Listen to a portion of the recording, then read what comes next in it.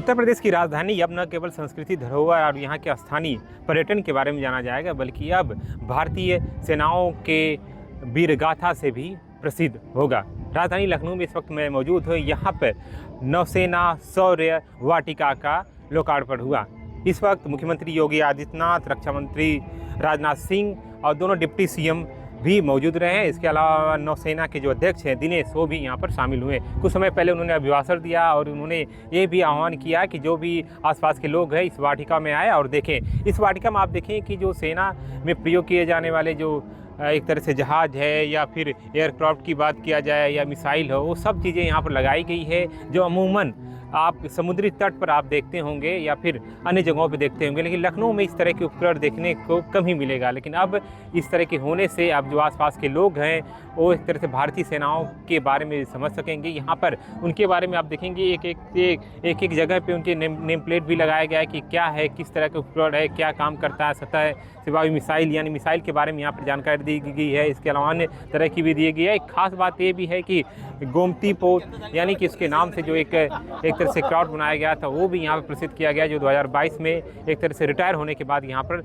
लगाया गया। मुख्यमंत्री और रक्षा मंत्री ने ये भी बात कही कि अगर उत्तर प्रदेश की राजधानी लखनऊ में अन्य भी तरह के काम होने हैं, खासकर वायुसेना से रिलेटिव, उनके स्मारक से रिलेटिव, तो वो भी आने वाले भविष्य में काम किया जाएगा। और उन्होंने आह्वान किया है कि जो अपने बच्चों को, खासकर जो पढ़ाई करने वाले बच्चे हैं, जो विज्ञान के क्षेत्र में जाना चाह रहे हैं, वो भी आकर देखें और सेनाओं के बारे में जानकारी हासिल करें।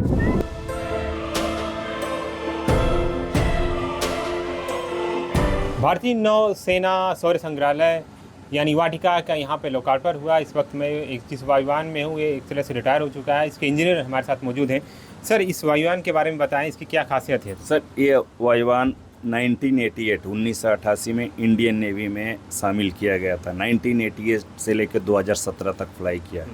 ये ह्यूज एयरक्राफ्ट, मेनली इसका रोल था ASW, एंटी सबमरीन वारफेयर, हवा में उड़ते हुए हमारे समुद्र एरिया में जो दुश्मन का बोट और पनडुब्बी अगर कोई भी आ गया बिना बताए, उस चीज़ को ये सर्च करना और डिस्ट्रॉय करना इसका मेन रोल था। और सर, अभी इसके अंदर जो दर्शक आएंगे, जो आम लोग देखने के लिए आए, क्या क्या सर उनको देखने को मिल सकता है इसके अंदर?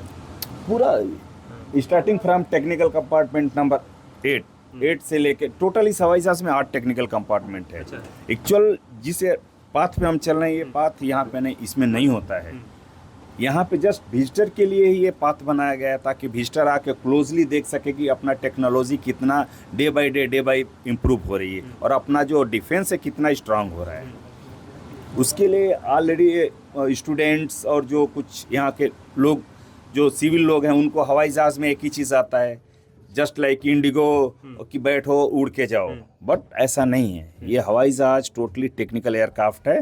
इसको देखने के लिए आना बहुत ही अपने आप में एक गर्व की बात रहेगी। सर, सौर वाटिका में और भी क्या चीज़ें हैं जो? सौर वाटिका में सर INS गोमती शिप जो है, शिप का पूरा शिप तो नहीं लग पाया, बट उसके आर्टिफैक्ट, उसके missile carrier, jeep launcher, missiles और मिसाइल कंटेनर्स, उसका गन, सब कुछ अवेलेबल है सर। थैंक यू सर बात करने के। साफ तौर से जो दर्शक आएंगे यहाँ पे वाटिका में, शौर्य वाटिका में, उनको कई तरह की देखने को चीज मिलेगी। लखनऊ सती संगम, अमर उजाला।